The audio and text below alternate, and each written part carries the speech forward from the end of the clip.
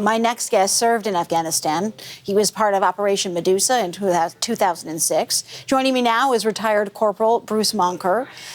Bruce, thank you for your time tonight. Thanks for having me.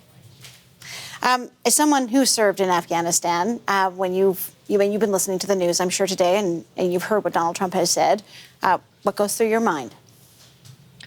Outrage, disgust, but not surprise. This is a man that's made a lifetime of saying outrageous, outlandish, obtuse things, and feeds his base and helps distract from things like Epstein lists and things of that nature. I mean, what he has said here is that, and I quote, the Canadians or NATO forces stayed a little off the front line. The front line, something I know you're familiar with. And I think given what we're talking about here, it's maybe worth describing what is the front line? Like what should Canadians know about what was going on over there in 2006, what you did? Well, of course. The front line, there was no front line, and there was no enemy that wore traditional uniforms or actually, were a fighting force, really.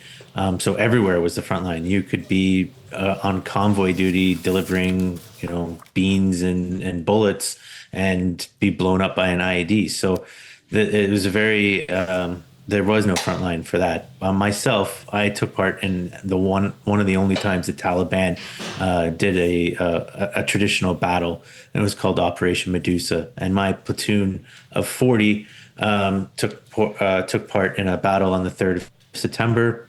And we took very serious casualties, especially to those in leadership positions, where we had to retreat. And then the next morning, my position was strafed by an American warplane, an A-10 Warthog, that shot me and about 60 other Canadians. And I was very grievously wounded.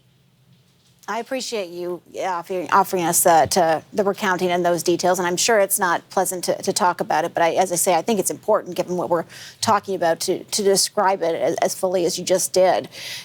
158 Canadian soldiers lost their lives in Afghanistan. Have you been talking to other veterans, and what are you hearing? I have, and I think it's important that I mention that, that number doubles when you include those that committed suicide.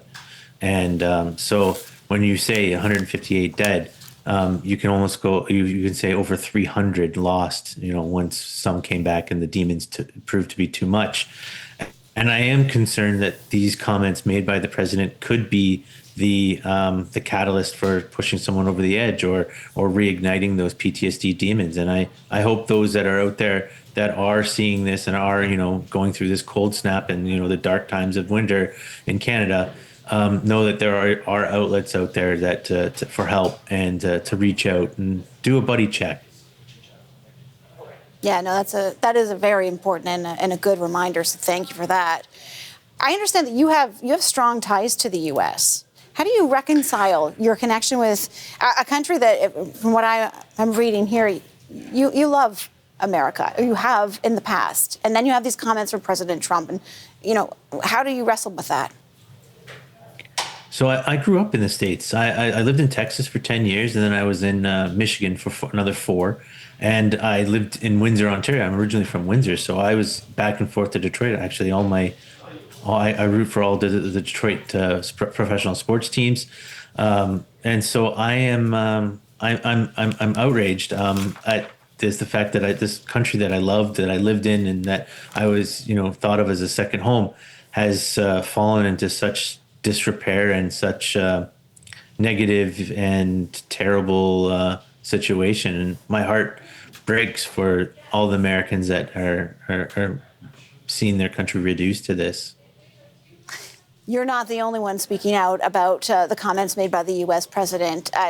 Prince Harry, who also served in Afghanistan, he has had a message. We've also heard from the UK Prime Minister. More voices to the chorus. How does that make you feel, knowing that no one seems to be willing to just let this one go? Well, Prince Harry walked the walk and talked the talk. I mean, he went over there, and I appreciate what he's done with the Invictus Games and coming out and making a strong statement like that just speaks to his character. And then the British Prime Minister, I'm not really familiar with him too much, but I'm really happy that he took a stand for his soldiers, and I'd welcome more Canadian politicians to do the same thing. Retired Corporal Bruce Moncur, thank you very much. Thank you for your service. Appreciate the conversation. Thanks for having me. All the best.